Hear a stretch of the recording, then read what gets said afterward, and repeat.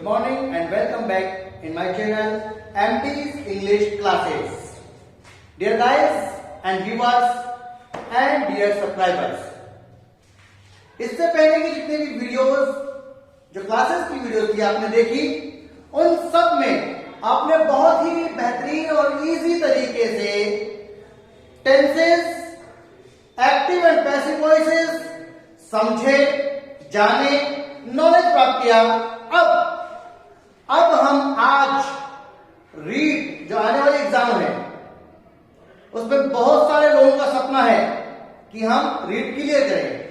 Read clear करने के लिए इंग्लिश वाला जो पोर्शन है, इंग्लिश लैंग्वेज का पोर्शन है, उसमें बहुत से टॉपिक्स हैं जिनको देख करके स्पेशली इन आवर राजस्थान, हमारे राजस्थान में या हम कह सकते हैं शेखावाटी में या फिर हमारी लोकेलिटी में समस्या आती है इंग्लिश को लेकर के।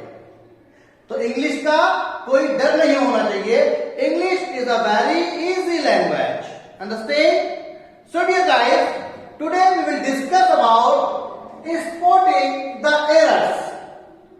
जहां तक लोग मुझे पूछते हैं, क्वेश्चन करते हैं या उनके मन में जो हेजिटेशन होती है उसमें बोलते हैं सर जो सेंटेंस दिया होता है एग्जाम में उसमें हमें सब कुछ समझ में तो आता है, बट उसमें जो पूछा जाता है एरर्स को स्पॉट करना, गलती ढूंढना, हम गलती ढूंढने में असमर्थ रहते हैं, कंफ्यूज हो जाते हैं। तो आज आपको इस वीडियो में सेंटेंस में गलतियां कैसे ढूंढनी है, किस किस तरह की गलतियां हो सकती हैं, आपके सामने कौन कौन सी चीजें आ सकती हैं जिसको देखकर आप पहचान सकते हैं कि कौन सा लेटर आइदर ए, बी, सी और डी या ई, इनमें से कौन से वाला आंसर आपका सही होगा। सही होगा मीन्स ये ऐसा टॉपिक है जिसमें जो आंसर गलत होता है उसे ढूंढना ही हमारा सही आंसर कहलाता है। ये कैसा टॉपिक है? इसमें जो आंसर, जो सेंटेंस, जो वर्ड, जो लेटर गलत होता है उसको ढूंढकर लिखना ही हमारा सही आंसर होता है। क्लियर? नाउ ये गलतियां किस किस रूप में हमें मिल सकती हैं? एडजेक्टिव के रूप में, एडवर्ब के रूप में, आर्टिकल्स के रूप में, पार्टिसिपल के रूप में, वर्ब के रूप में, नाउन के रूप में, प्रोनाउन के रूप में। ये वो चीजें हैं जिनका नॉलेज हम बहुत पहले से पढ़ते आ रहे हैं, सीखते आ रहे हैं, लेकिन गलती वही होती है जहां हम प्रयास करते हैं। अगर प्रयास ही नहीं करेंगे तो हमें क्या पता गलती क्या होती है और सही कैसे होता है। सो डियर, आज मैं आपके सामने 3 क्वेश्चन रखता हूं स्पॉटिंग द एरर्स। इन तीनों क्वेश्चन में आपको जो गलती है, जो लेटर गलत है, जो सेंटेंस गलत है, जो वर्ड इसमें गलत इस्तेमाल हुआ है उसको फाइंड आउट करना है, तलाश करना है, सर्च करना है। क्लियर? और उसी को आप आंसर के रूप में लिखेंगे, दैट इज योर आंसर, और वही गलत चीज आपका आंसर होगी। फर्स्ट सेंटेंस को ध्यान से सुनिए, देखिए स्पॉटिंग द एरर्स में आपका ब्रेन मैपिंग होता है। आप कितने ध्यान से सेंटेंस को देख रहे हैं, आपका कंसंट्रेशन कितना है, उस चीज को मेजरमेंट किया जाता है स्पॉटिंग द एरर्स में। क्लियर? पहला सेंटेंस, फर्स्ट सेंटेंस देखिए ध्यान से, हर एंड द। ए वाले पोर्शन में कौन सा है? हर एंड द, 3 चीजें। ए, अगला part, other members of the group. कहां पर हो गया? Her and the other members of the group. ये जो पार्ट है other members of the group, B part means अगला भाग सेंटेंस का। Spoke to person, spoke to person. Clear? तीसरा भाग हो गया। चौथा क्या है देखिए, after there final victory, after there final victory. ये डी पोर्शन। ई में है नो एरर। कभी कभी सेंटेंस ऐसे भी आते हैं जिसमें पूरा सेंटेंस सही होता है, उसमें एरर नहीं होता, तो लास्ट ऑप्शन आपके पास में होता है ई के रूप में नो एरर। अगर किसी सेंटेंस में एरर नहीं है तो आपको कौन सा ऑप्शन भरना होता है? No error. लेकिन देखिए अब पूरा सेंटेंस पढ़ेंगे। Her and the other member of the group is to person after there final victory. Sentence total complete है, बट जब हमने टेंस पढ़े थे इसीलिए पहले हम टेंस और पैसिव वॉइस की नॉलेज दिए हैं ताकि हम सेंटेंस में मिस्टेक्स निकाल सकें। तो हमने क्या पढ़ा था? किसी भी सेंटेंस को बनाने के लिए जनरली हम क्या करते हैं? First of all we put subject. Simple sentence होता है तो सब्जेक्ट को लिखते हैं। यहां पर हमने देखा हर सब्जेक्ट है या ऑब्जेक्ट है? यहां पर सब्जेक्ट आना चाहिए था, लेकिन क्या आया? ऑब्जेक्ट। अब इस सेंटेंस को करेक्ट करने के लिए हमें क्या करना पड़ेगा? हर की जगह शी लिखना पड़ेगा। क्लियर? शी, हर किसका ऑब्जेक्ट होता है? शी का। अगर ये सेंटेंस होता she and the other members of the group spoke to the person after there final victory, तो सेंटेंस कंप्लीट होता। तो कहां मिस्टेक है? ए वाले पोर्शन में। क्या मिस्टेक है? हर की मिस्टेक है। इसकी जगह क्या आएगा? शी। आंसर क्या हो गया? हर वाला सेंटेंस हर की जगह शी होगा। कौन से वाले में? ए वाले पार्ट में। क्लियर? सेकंड क्वेश्चन देखिए और ज्यादा क्लियर करते हैं इजी वे में। कुछ भी नहीं किया हमने, यहां सब्जेक्ट रख दिया, सब्जेक्ट रख दिया, सेंटेंस कंप्लीट हो गया। और सेंटेंस कंप्लीट होने के बाद हमें मालूम भी चल गया कि सेंटेंस में कहां गलती है। क्लियर? दूसरा देखिए टेंस कितना यूजफुल होता है एरर्स फाइंड आउट करने में। यहां पर भी हमने टेंस से देखा। अगला है उसमें भी हमें टेंस के बारे में अगर नॉलेज है तो इजीली हम फाइंड आउट कर सकते हैं कि मिस्टेक कहां है, एरर कहां है। देखिए इन अर्ली इंडिया, देखिए इस वर्ड पे ध्यान दीजिए। स्टार्ट किससे हो रहा है? इन अर्ली इंडिया, प्राचीन भारत में, पहले के भारत में। जो पहले भारत था उसके बारे में हम बात कर रहे हैं।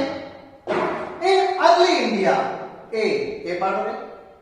There has been very little to read, पढ़ने वाले लोग बहुत कम थे, ज्यादातर अनपढ़ थे, शिक्षा कमी।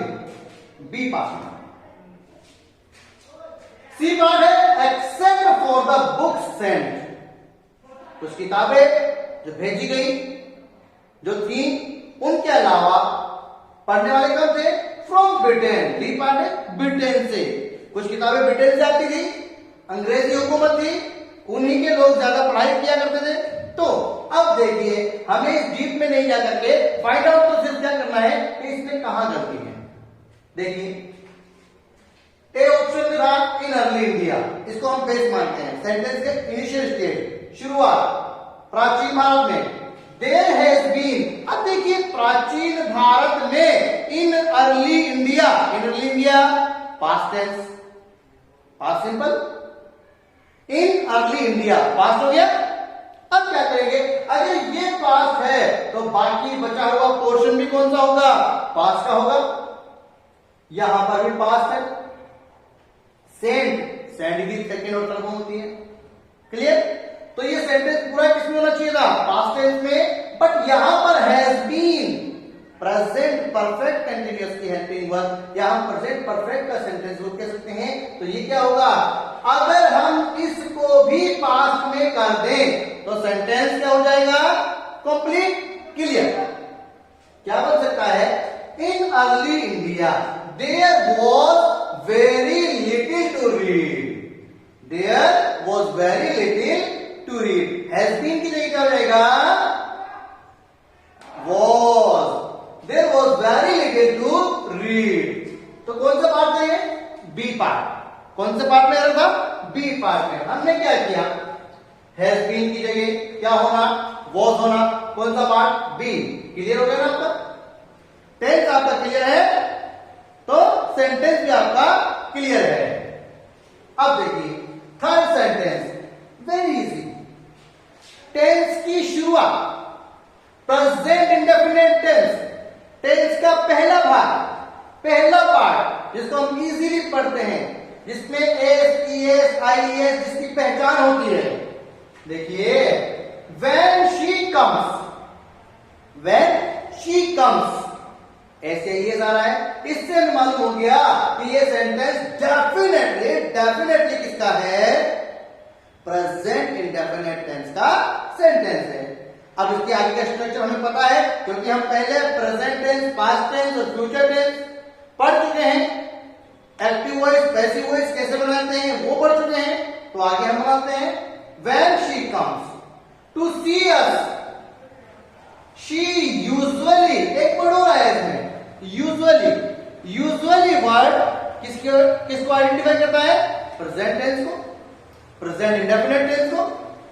she usually will bring something with her। अब देखो यूजुअली आ गया, एस या यस आ गया, तो डेफिनेटली पूरा सेंटेंस किसमें होना चाहिए था? प्रेजेंट इंडेफिनिट टेंस में। लेकिन यहां आ गया विल ब्रिंग, फ्यूचर इंडेफिनिट। तो जब देखिए पूरा मटेरियल हमारे पास प्रेजेंट इंडेफिनिट टेंस का है, और अगर जिस पार्ट में, जिस हिस्से में, जिस कॉलम में, मींस बी वाला, सी वाला कॉलम में, सी वाले कॉलम में क्या है?